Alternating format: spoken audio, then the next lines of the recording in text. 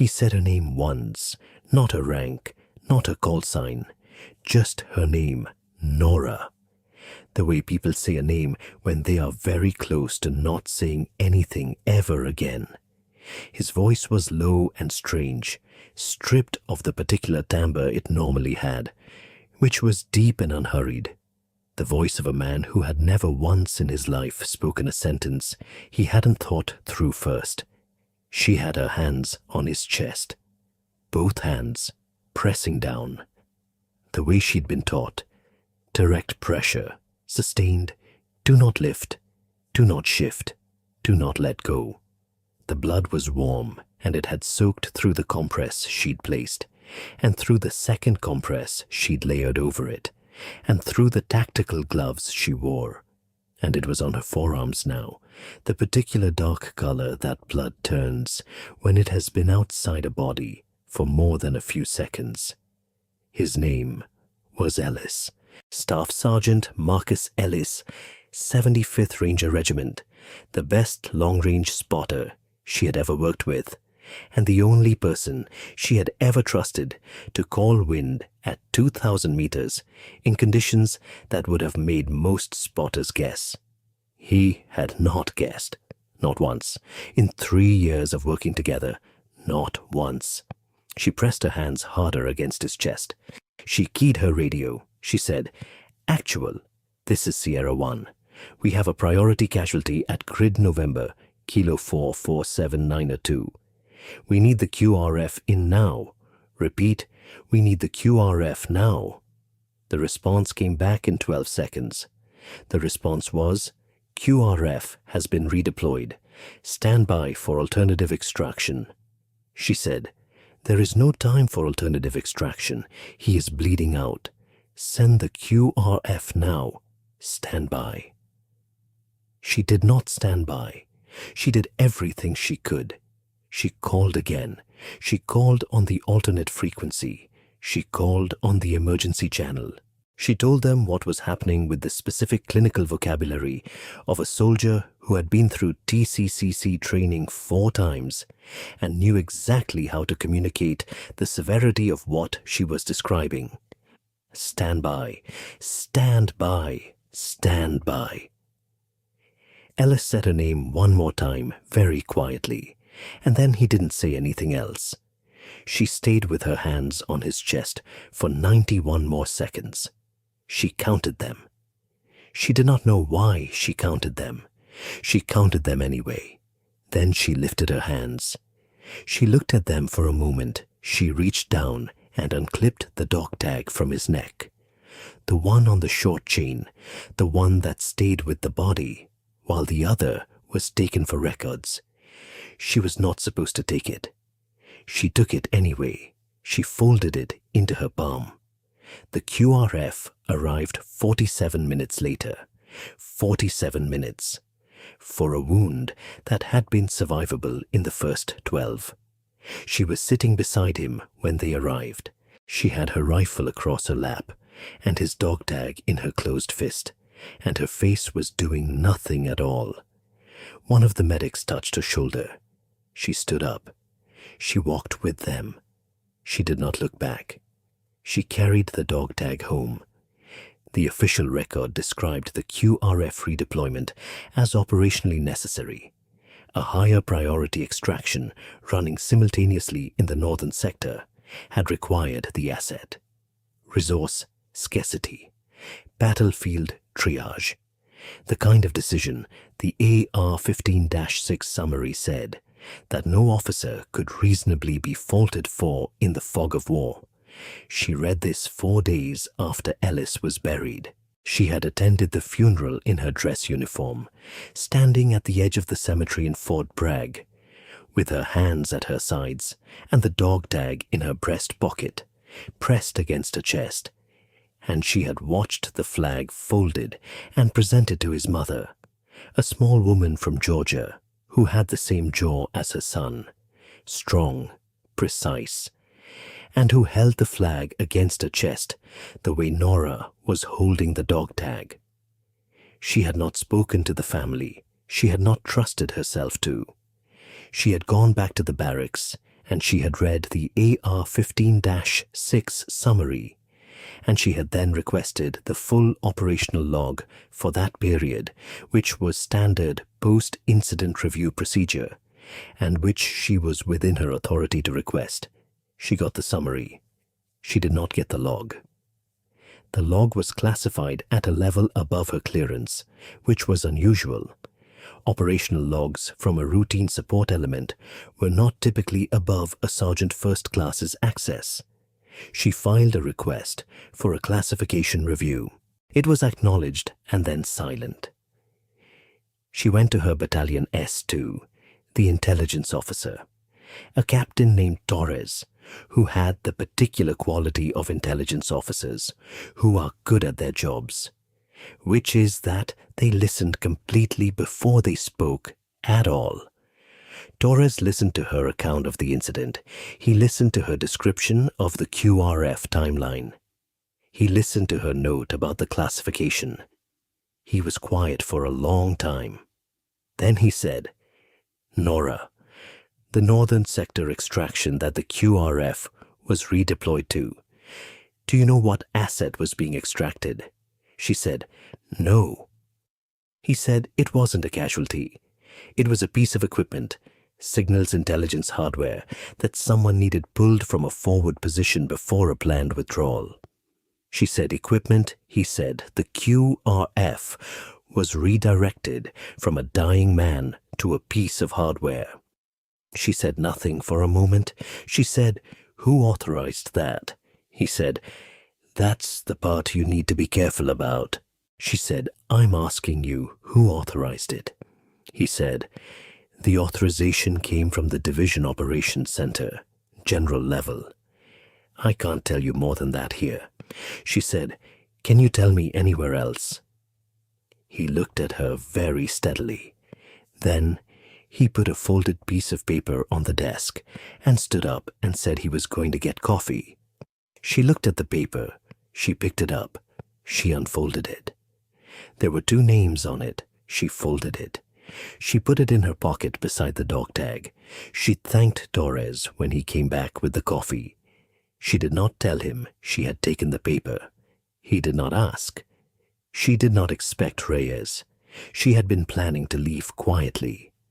Process the separation papers she had already decided to file, request terminal leave, disappear. She did not expect anyone to find her in the 3 days between that decision and its execution, and she had not told anyone about the decision.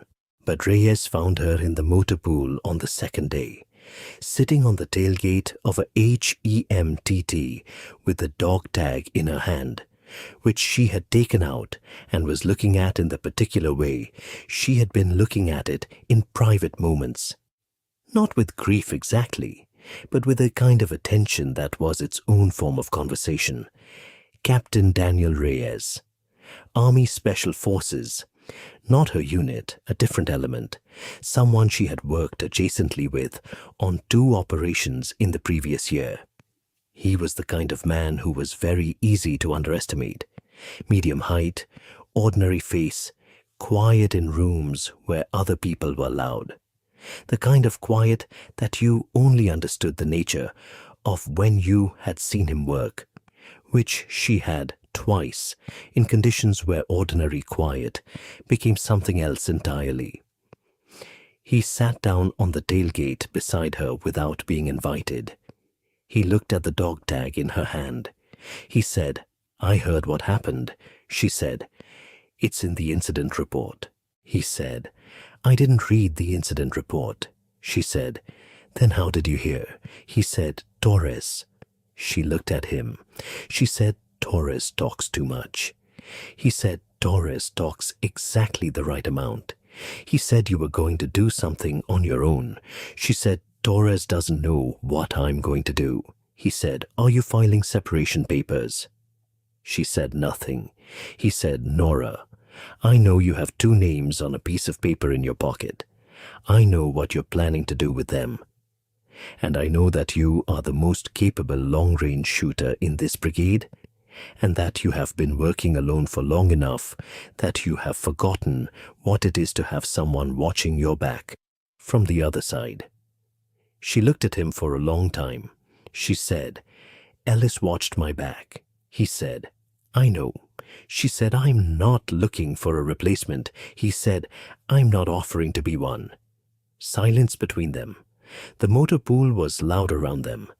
Engines, voices, the mechanical noise of a base at work. She looked at the dog tag. She said, "What are you offering?" He said, "A second pair of eyes and a reason to come back when this is done." "That's it," she said.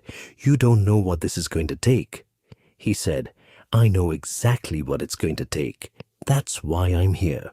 She closed her fist around the dog tag. She said, "If you come with me, you end your career. You understand that?" He said, "I've understood that since Torres told me your plan." She said, "And you still came to the motor pool." He said, "I still came to the motor pool." She looked at him for a long moment. He did not look away. He had the particular stillness of a person who had decided something and was simply waiting for the world to catch up. She said, "We leave Thursday." He said, "Thursday." She said, "You tell no one." He said, "I already told no one." She put the dog tag back in her breast pocket. She slid off the tailgate. She walked away. He sat on the tailgate for a while after she left. He looked at where she had been sitting. Then he got up and went to pack. 623 days. She kept the count. Not on paper. In her head, the way she kept everything she needed to carry, without leaving a trace. Day 1 was the day after the funeral. Day 623 was the day she moved. In between, everything she needed to become. The first 3 months were in Portugal, in a coastal city she had chosen because it had a training facility in the mountains to the east and because nobody she knew had any reason to look for her there. She ran the mountain trails in the morning and fired on a private range in the afternoons and slept in a small apartment that faced the river and smelled like salt air and old stone. Reyes was there, not with her. His own place, a 10-minute walk, close enough that she could reach him if she needed to, and far enough that she had the space she required. This was not an arrangement they had discussed. It was one they had arrived at by intuition, in the way that two people, who have spent their professional lives reading terrain and reading people, understand each other without extensive negotiation. He cooked sometimes. He was unexpectedly good at it. The kind of good that comes from years of feeding yourself in places where no one else will. He would appear at her door occasionally with food he had made, and they would eat together and talk about things that had nothing to do with what they were doing, which was, she came to understand, exactly what she needed. Not to be alone in the dark of it. Not to be with someone who made her talk about it. To be with someone who understood the weight without requiring her to perform it. On the 43rd day, she woke in the night from a dream that was not quite a dream. The 91 seconds, Ellis's voice saying her name, her hands pressing down. And she sat in the dark of the apartment for a while. Then she walked the 10 minutes to his building and knocked. He answered immediately, which told her he had also been awake. She did not say anything. He stepped back from the door. She came in. She sat on the couch. He sat in the chair across the room. He did not ask. She did not explain. At some point, she had leaned sideways against the armrest of the couch and fallen asleep. When she woke, the light was coming through the river-facing window, and there was a blanket on her that had not been there when she sat down. She looked at the chair. It was empty. He was in the kitchen, making coffee, moving quietly. She sat up. She said, "Thank you." He said, "Coffee?" She said yes. They sat on the small balcony over the river and drank coffee in the early light and did not discuss what had happened the night before or what it meant. He had understood from the beginning that naming things too early was a form of pressure she was not equipped to receive. She was grateful for that in the specific way you are grateful for things you did not know you needed. The training continued. The months passed. She extended her range incrementally. 2,000 meters, 2,400, 2,800. She reached 3,200 in the 8th month and drilled it daily for 6 weeks. Reyes trained alongside her. He was a capable shooter. Not at her level at extreme range, but at 1,500 meters. He was exceptional, which was the distance most operations actually required, and which made him, in practical terms, the most useful spotter she had ever worked with. He read wind with a precision that reminded her of Ellis, though she never said this. She did not tell Reyes about the nights she thought about Ellis. He probably knew. He did not ask her to explain. On day 212, she kissed him. It was not planned. They were on the range long after the light had gone flat, and most people would have called it done.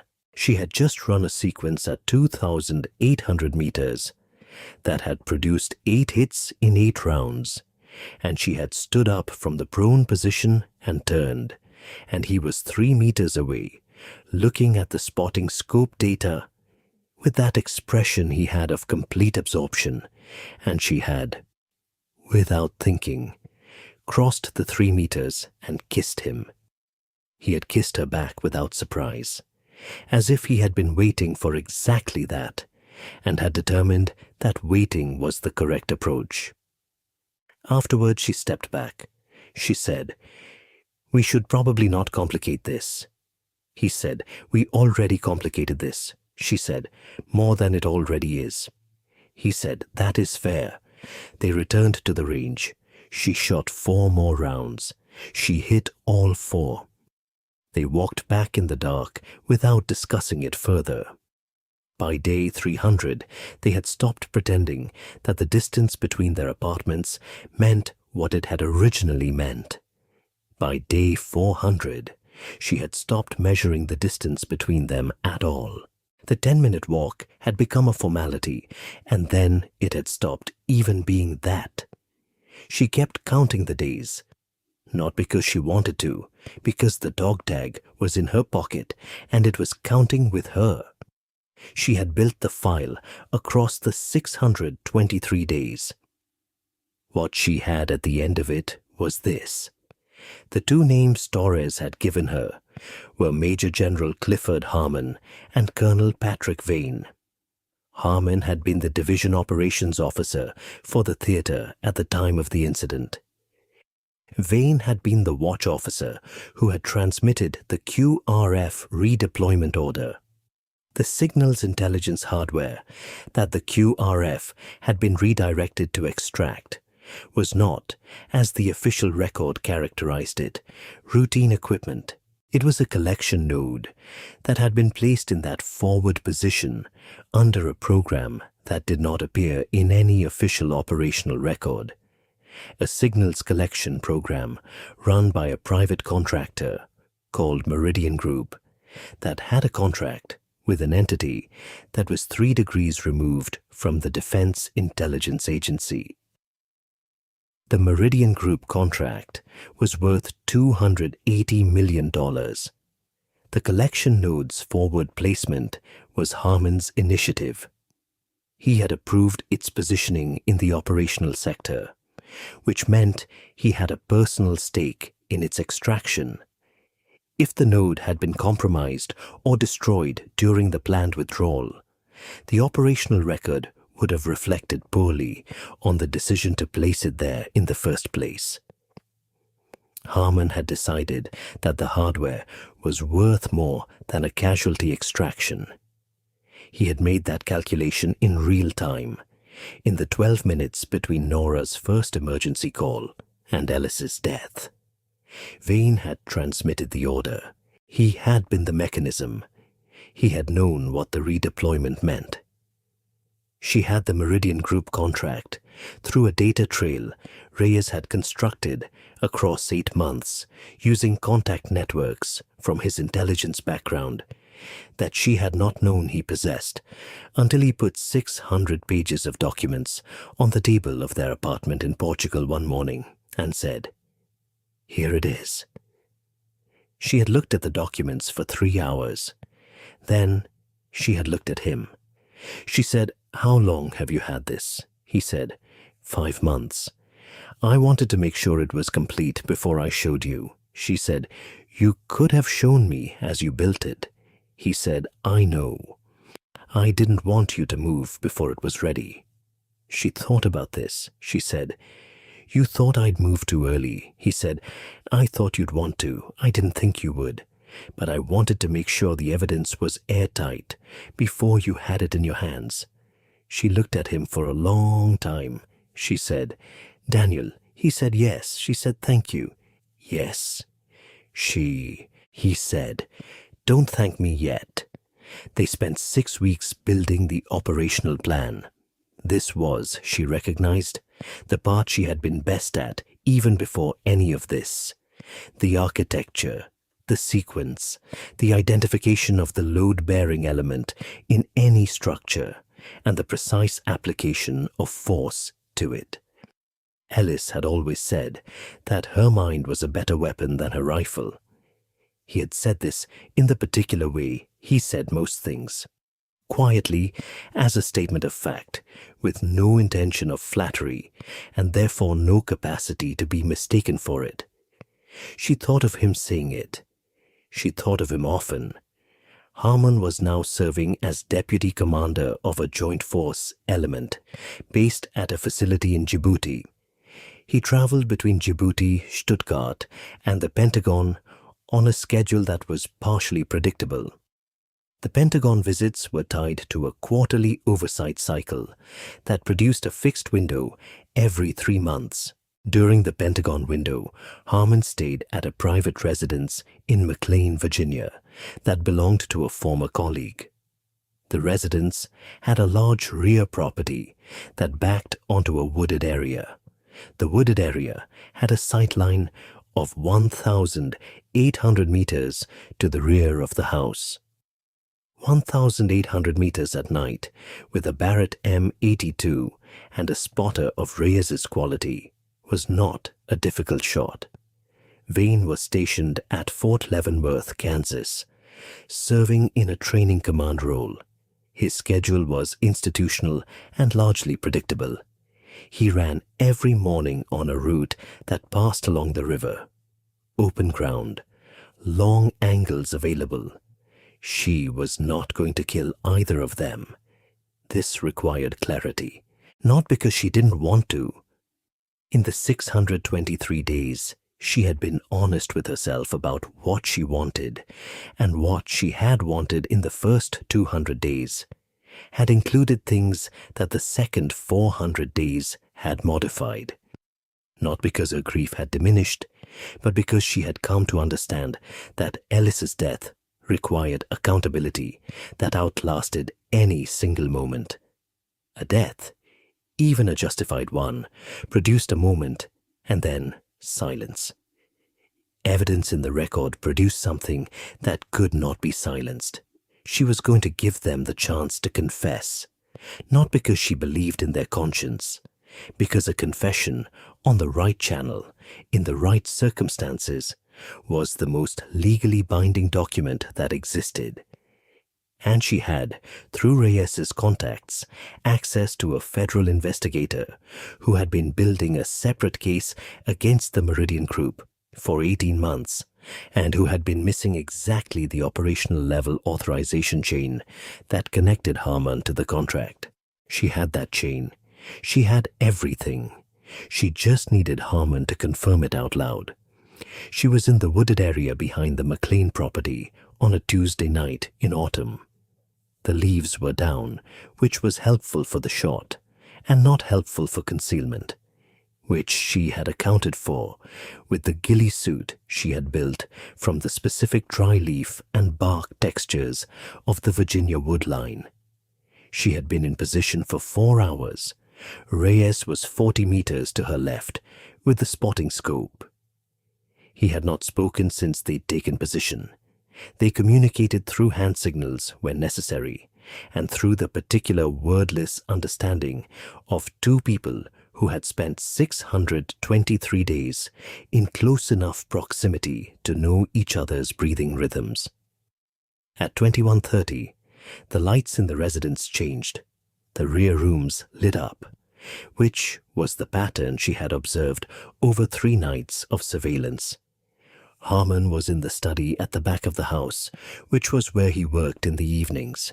At 21:47, the rear door opened and Harmon stepped out onto the deck. He was in civilian clothes, a detail that always struck her with a particular quality of wrongness. The mundane reality of powerful men in civilian clothes doing ordinary things, as if what they had done existed in a separate universe from the one where they drank evening whiskey on a deck in McLean. He had his phone. At 21:48 exactly, his phone received the message she had sent from a relay in Estonia. The message contained 2 things: a summary of the Meridian Group contract, Harmon's connection to the node placement, and the timeline of the QRF redeployment, and a phone number. She watched him read it through the Barrett's scope. He read it twice. She could tell because his eyes moved across the screen twice. Then he looked up. He looked at the dark tree line. He could not see her. He was not supposed to be able to. He called the number connected to a recorded line that she had set up with the federal investigator, not a live call. A line that prompted a spoken statement, asked for confirmation of certain specific facts, and transmitted everything to a server the investigator had access to. She watched him talk for 11 minutes. She could not hear what he said. But at the end of 11 minutes, she had a signal from the relay, a single ping that meant the statement had been received and validated. She had what she needed. She gave Reyes the hand signal. They began breaking down their position. They were out of the wood line in 22 minutes. They were in the vehicle 28 minutes after that. They drove north through the Virginia night. At some point, Reyes reached across and put his hand over hers on the gear shift. He did not say anything. She did not say anything either. She turned her hand over and held his. They drove through the dark. She gave Vane the same opportunity. She did not go to Fort Leavenworth directly. She sent the message first to his personal email, which Reyes had found through a data trail she would have preferred not to know the details of, with the same Meridian Group summary and the same phone number. He did not call the number. He called his attorney instead. Then his attorney called an assistant U.S. attorney in the District of Kansas. Then the assistant U.S. attorney called the federal investigator who had been building the Meridian Group case, which was functionally the same outcome. She found out through the investigator's contact, a paralegal who had agreed to provide updates in exchange for access to the evidentiary file, that Vane's attorney had presented the Meridian Group documents as part of a proactive disclosure in exchange for a cooperation agreement. The disclosure had named Harmon and had confirmed the QRF redeployment chain of command. Vane had not called her number. He had called the legal system instead. She sat with this for a while. She decided it was acceptable. The outcome was the same. Harmon's authorization was in the record. Vane's transmission of the order was in the record. The Meridian Group contract was in the record. The QRF timeline was in the record. Ellis's name was in the record. She crossed both names off her list. She did not find out about Torres until it was almost too late. She found out because Reyes had a contact at Fort Bragg who sent him a message on day 601, 22 days before she moved on Harmon, that said, "The S2 captain is being flagged." "Someone knows," he talked, Reyes told her immediately. She appreciated this. He had not tried to manage it, had not tried to decide for her how much to know or when to know it. He had told her the moment he had the information. She said, "How flagged?" He said, "Administrative, not criminal. But if they pull his communications record from the period he gave you those names, his career is over." She said, "Can we compress the timeline?" He said, "The Harmon window doesn't open for another 22 days. She said, "Can we open it early?" He said, "It's possible. Less favorable conditions, more variables." She said, "What's the risk differential?" He walked her through it. The early window meant Harmon would be in Stuttgart, not McLean, a different operational environment, less preparation. She would need to build a position she hadn't scouted, in a country she hadn't prepared for, in 2 weeks instead of the 6 she had planned. She said, "Can we do it?" He said, "I can get the Stuttgart layout. I have a contact at the garrison." She said, "Do it." He looked at her. He said, "Nora, this is for Torres." She said, "Torres gave me 2 names. He took a risk he didn't have to take. I'm not going to let him burn for it." Reyes said, "Okay." He got the layout. They moved the timeline forward. They went to Stuttgart. The Stuttgart operation was harder.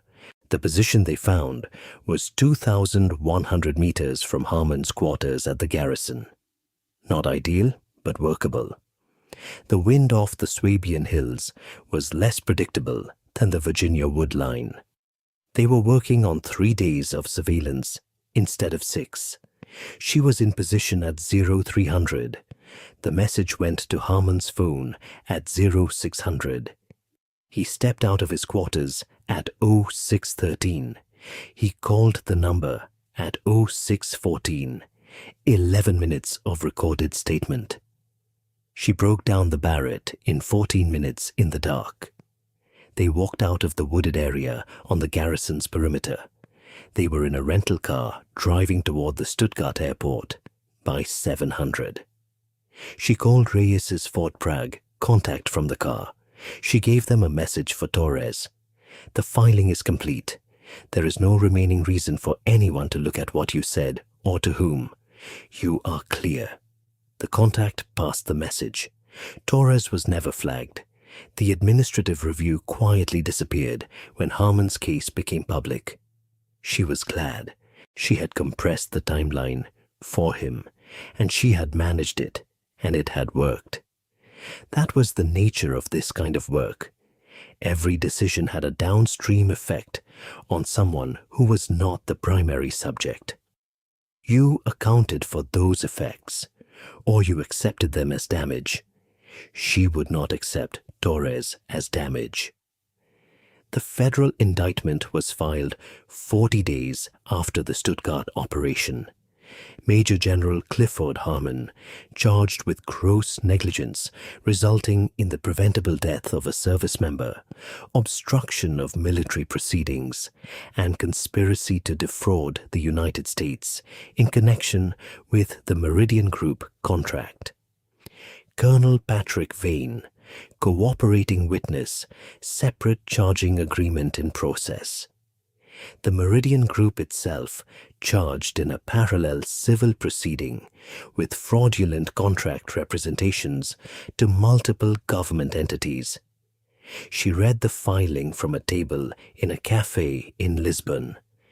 Not the same cafe, not the same city, a different place, though it had the same quality of being somewhere that had no reason to connect itself to who she was or what she had done. Reyes was across the table. He was reading something on his phone. The afternoon light came through the window at the particular angle that Portuguese afternoon light has. Golden and flat and somehow older than the building it was coming through. She put down the filing. She said, "It's done." He looked up. He looked at her face. He said, "Yes." She said, "Yes." He set down his phone. He looked at her for a long time. The way he looked at her sometimes, with that specific quality of attention she had come to understand, was not an examination, but a kind of recognition. The way you look at someone when you have learned them thoroughly enough, that looking is its own form of communication. She reached into her breast pocket. She took out the dog tag. She held it in her palm, between them on the table. She said, "I've been carrying this for 623 days. He said, "I know." She said, "I don't know what to do with it now." He said, "What do you want to do with it?" She thought about it. She thought about Ellis. The unhurried voice, the precision of his work, the way he had once told her that the best shot she would ever take was the one she didn't need to rush. She thought about his mother at the cemetery, holding the flag the way she had been holding the dog tag. She thought about the 3 years they had worked together, and the 91 seconds, and the 47 minutes, and all 623 days after. She said, "I want to give it to his mother." He said, "Then that's what you should do." She closed her fist around it. She said, "After." He said, "After what?" She looked at him. She said, "After I figure out what happens next."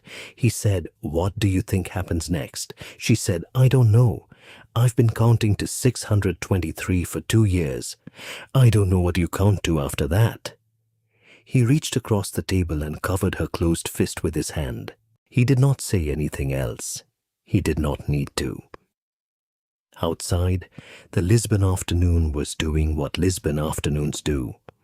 The light thickening toward gold, the sound of the city at the particular register of a place that has been a city for a very long time and has decided not to hurry about anything. She let her fingers open. The dog tag lay in her palm. Marcus Ellis, Staff Sergeant, 75th Ranger Regiment, blood type O positive, religious preference none. She looked at it for a long time. Ellis was from a town outside Savannah, Georgia. Population 4,000. 2 churches, a hardware store, a diner that had been open since 1962, and that smelled like the specific combination of coffee and criddle grease that small southern diners always smell like. She had been there once before, briefly, 2 years ago, in the weeks before her separation papers processed. She had driven down without telling anyone and sat in the parking lot of the cemetery for 45 minutes and then driven back. She had not gone in. She went in now. Reyes waited at the diner. He had said, "I'll be here." No timeline.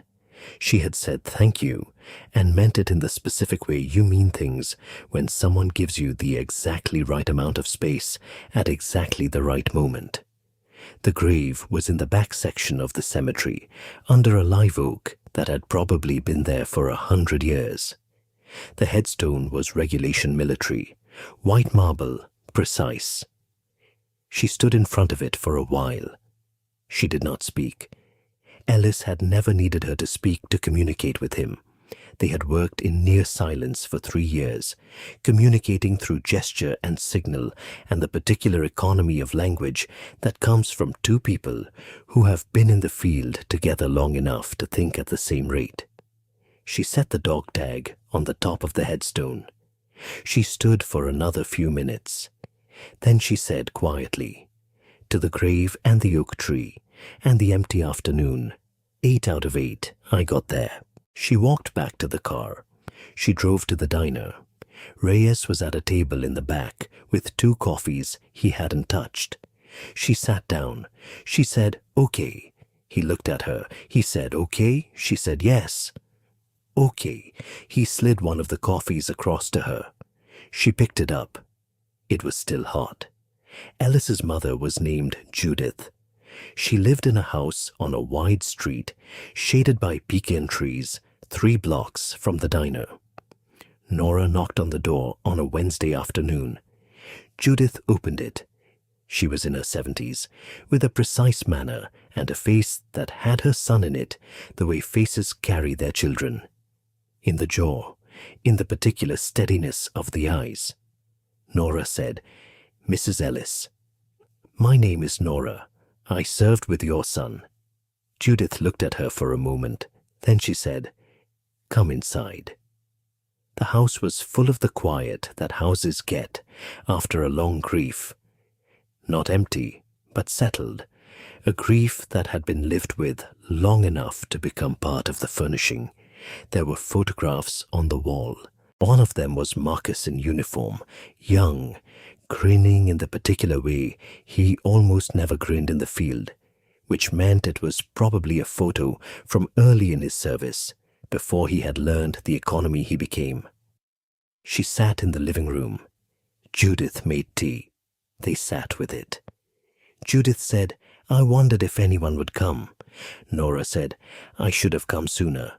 Judith said, "You came now." Nora said, "I want you to know what happened.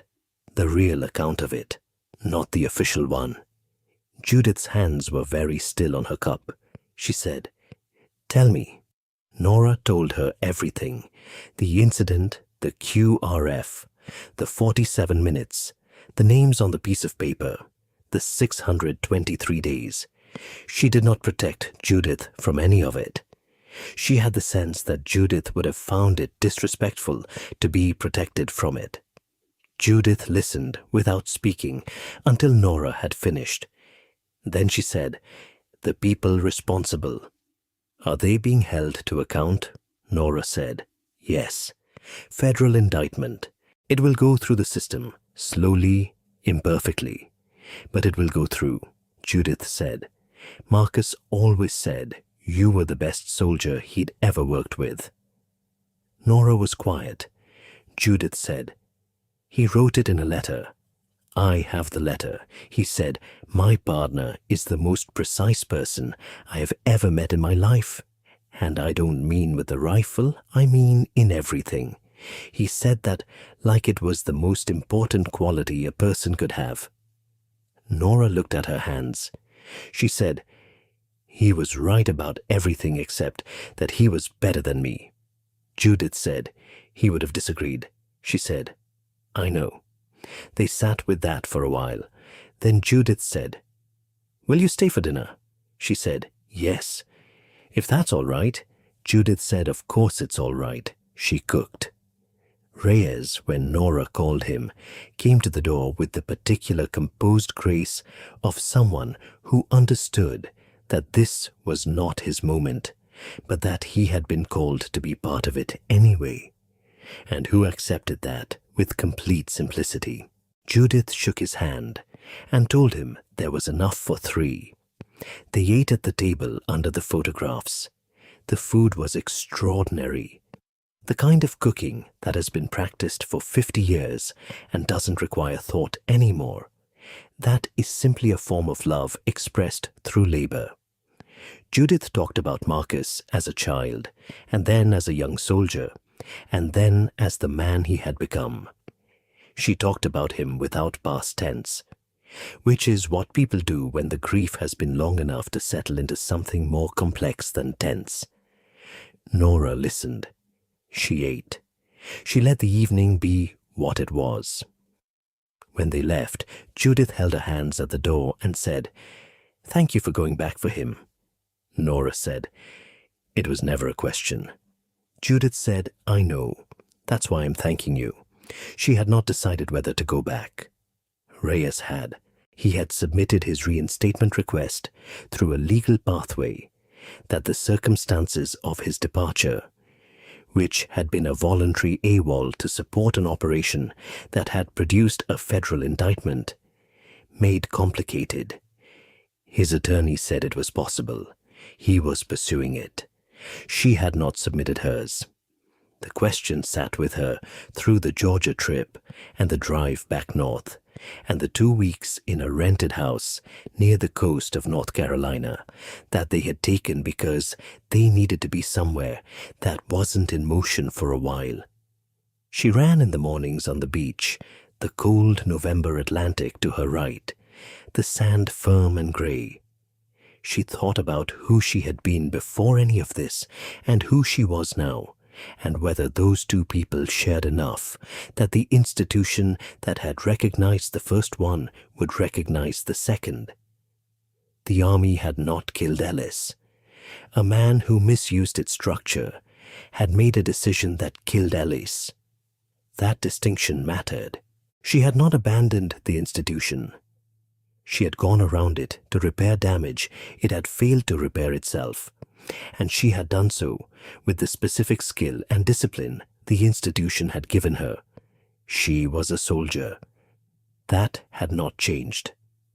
On day 7 in the coastal house, she filed the reinstatement request. Reyes found out that evening when she told him. He was making dinner. Something with pasta, the smell of garlic and olive oil in the small rental kitchen. And she sat at the counter and told him. He said, "Good." She said, "You're not going to say anything else?" He said, "What else is there to say?" She said, "You could say I should have decided sooner." He said, "You decided when you were ready. That's when decisions should be made." She looked at him at the stove. He was focused on what he was doing, the way he was always focused on what he was doing. That quality of complete presence that she had come to understand was one of the most consistently attractive things about him. Not in the romantic sense only, but in the fuller sense of attraction, the pull towards someone who is entirely where they are. She said, "Daniel." He said, "Yes." She said, "I'm glad you came to the motor pool." He turned from the stove. He looked at her across the small kitchen. He said, "I was terrified you were going to tell me to leave." She said, "I almost did." He said, "I know." She said, "I'm glad I didn't." He said, "So am I."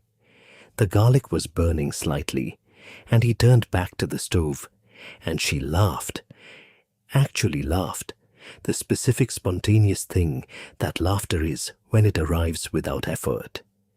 And the kitchen was warm, and the Atlantic was outside, and the smell of burned garlic and the sound of her laughing were both there at the same time, which was not nothing. It was, in fact, something quite significant. The Harmon trial ran 11 weeks. She was called as a witness, not as the person who had delivered the evidence.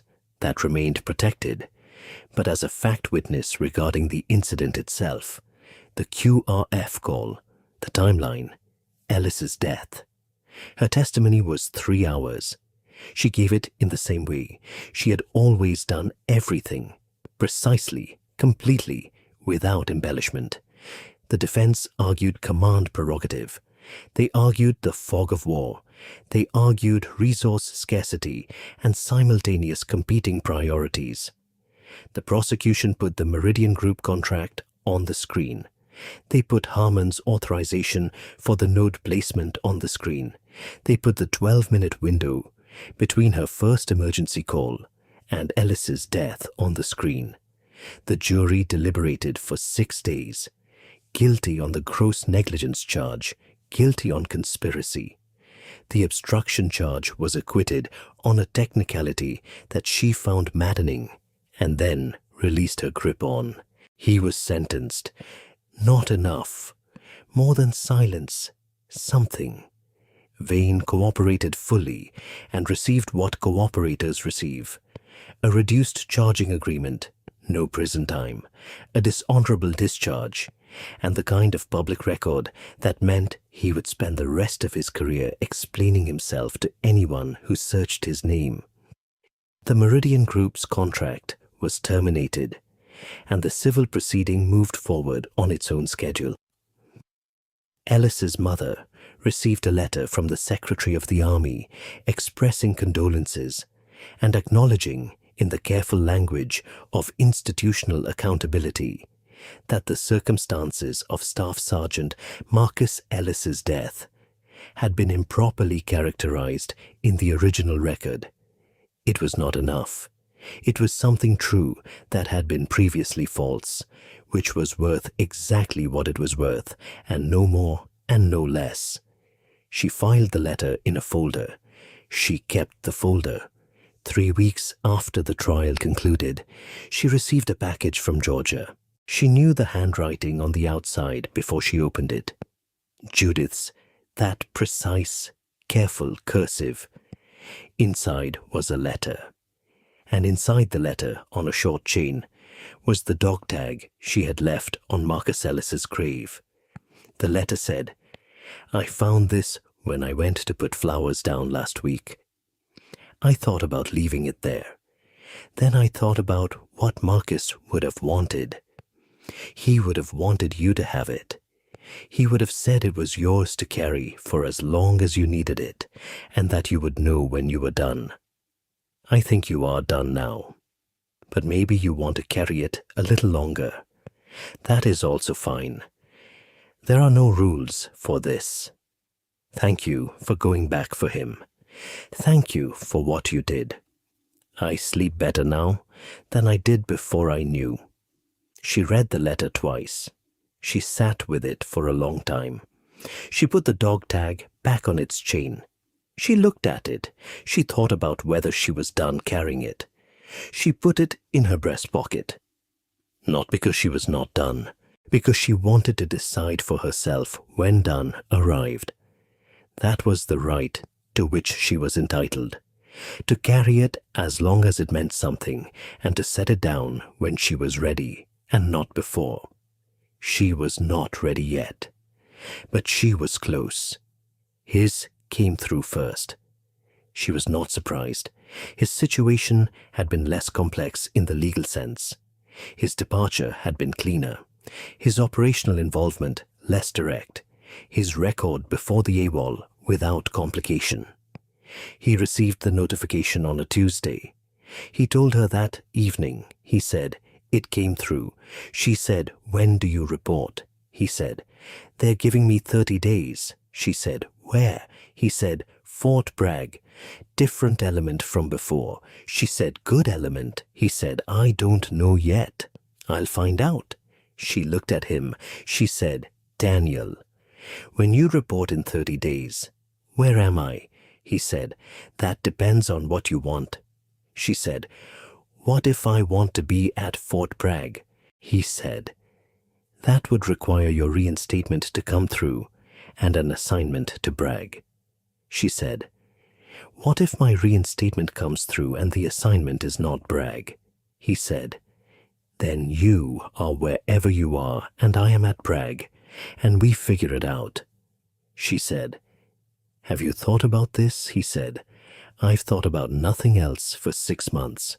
She said, "And," he said, "and I have decided that I am not going to tell you what I want, because what I want is not relevant to what you need to do." She said, "Tell me anyway."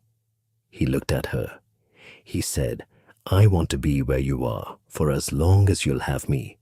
I want to watch your back on the range, and I want to make dinner badly most of the time and well occasionally, and I want to know that when you're counting days, you're counting towards something good and not just toward an end. That's what I want." She said nothing for a while. Then she said, "I've been counting to 623. I don't know what I count to next," he said. "Maybe you count up from now, forward instead of back." She thought about this. She said, "Forward instead of back." He said, "Yes." She looked at him in the particular way she had learned to look at him. Not the tactical assessment she had arrived with, but the fuller thing that had developed across 623 days of proximity and shared purpose, and the 43rd night, and the burned garlic, and the Stuttgart dawn, and Judith's table, and the coastal house in November. She said, "Okay, forward." He smiled. It was the smile of a man who had been patient about something for a very long time and had turned out to be right to be patient. She put her hand against his face. He turned into it slightly, the way people do when they are receiving something they have been waiting for. She said, "I'm glad you came to the motor pool," he said. "You said that already." She said, "I meant it the first time. I mean it differently now." He said, "How differently?" She said, "In the way that means I intend to keep meaning it." He said nothing. He didn't need to. He covered her hand with his and held it there for a moment in the warm kitchen that smelled like the coast and whatever he was cooking. Her reinstatement came through 41 days after Reyes reported to Fort Bragg. The assignment was Fort Bragg. She did not know if this was coincidence or coordination. She suspected coordination and chose not to investigate because the outcome was correct, regardless of the mechanism. She reported on a Monday. New element, new commander. A lieutenant colonel named Ashby, who had the particular quality of good commanders, which is that she gave Nora 2 minutes of her attention during the in-processing meeting, and in those 2 minutes established, without saying so directly, that she had read the file and formed her own opinion, and that her opinion was that what mattered was what Nora did from here forward. She said, "I hear you're qualified at 3,200 meters. Nora said, "Yes, Mom." She said, "Our long range tops out at 2,000. Nora said, "I can work inside that." She said, "Good. We'll see what you can do at 2,000 and go from there. Welcome back, Sergeant First Class." Nora said, "Thank you, ma'am." She walked out of the commander's office. The base was the same and not the same. The same geometry, the same sounds, the particular quality of a place that has been home for long enough that it lives in the body's memory. Different from before in the ways that she was different from before.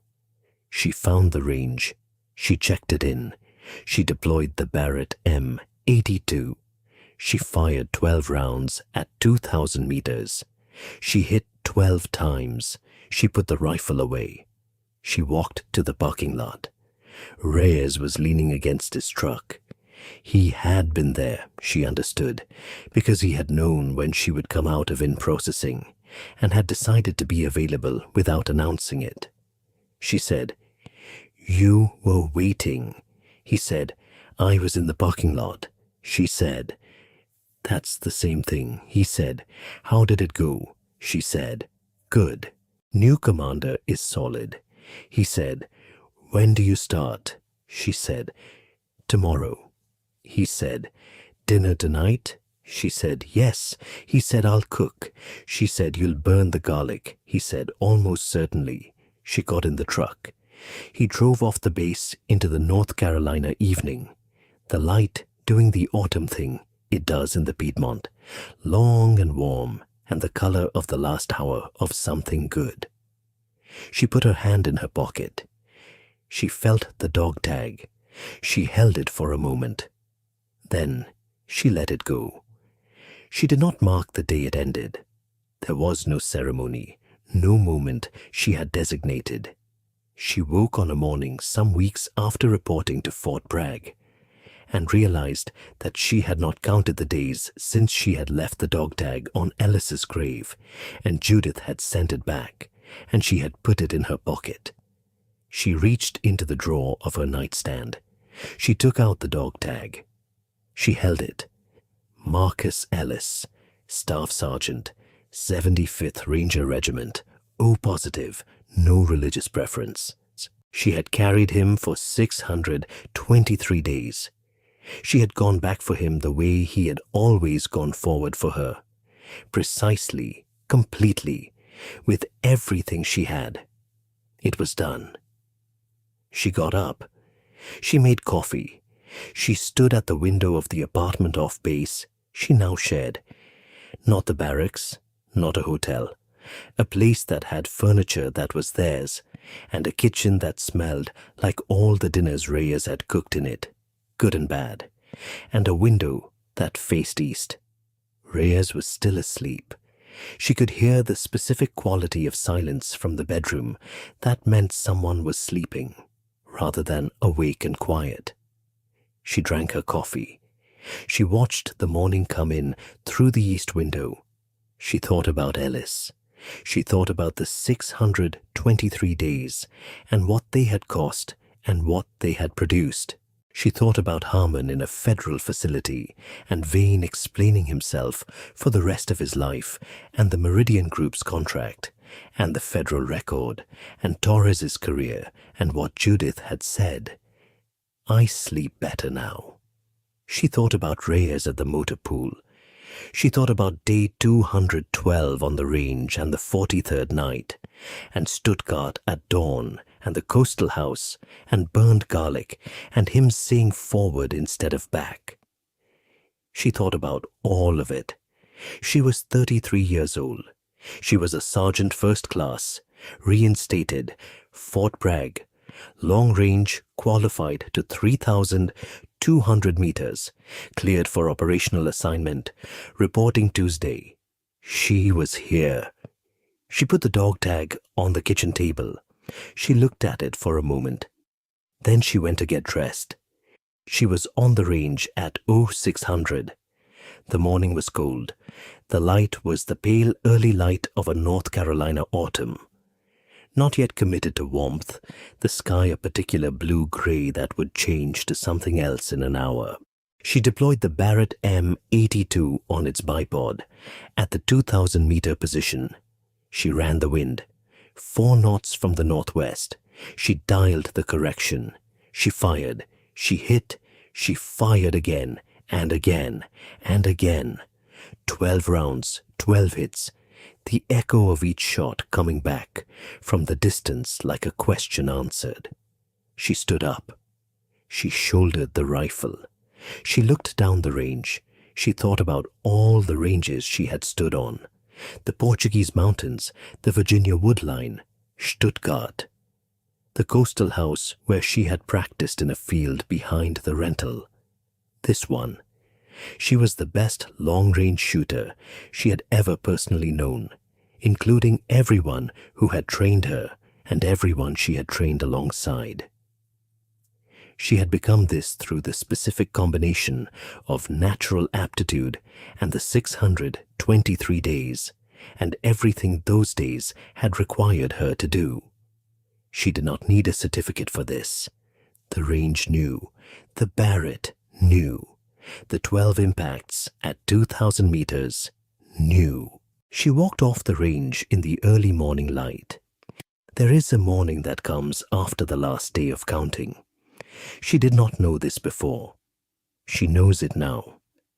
It comes in quietly, not with fanfare, not with the weight she expected.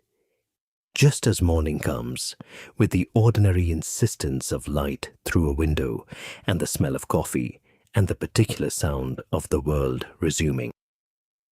She left the dog tag on the kitchen table. Not forgotten, not abandoned. Left, deliberately, precisely, in the way you set something down when you are ready to use both hands for what comes next. The next thing is the range at 0600 and the element she has been given, and the commander who said we'd go from there, and the work that has always made sense to her in a way nothing else has. The next thing is Reyes at the kitchen table with bad coffee, and an expression she has learned to read the same way she learned to read wind. Not from instruments, but from attention, from being in close enough proximity for long enough that the reading becomes involuntary. The next thing is forward. She picks up the Barrett. She goes to work. 12 rounds, 12 hits. The echo returning from 2,000 meters in the cold morning air, each one arriving like confirmation of something she already knew. She was always going to be here. in some configuration of herself, in some alignment of who she was before and who she became across 623 days of carrying what could not be put down. She was always going to end up here, on a range in North Carolina in the early light, doing the work precisely and completely and without apology.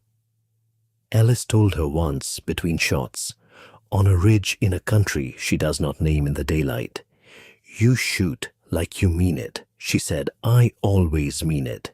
He said, "I know." That's what I said. She means it now. She has always meant it. The Barrett fires. The round travels 2,000 meters through the cold October air. It hits exactly where she put it. She means it. If this story stayed with you, if you felt the weight of what 623 days of carrying something actually costs and what it means to set it down, hit the like button. It keeps these stories alive. Subscribe to be here when the next one comes. We're not done telling these stories, not by a long way.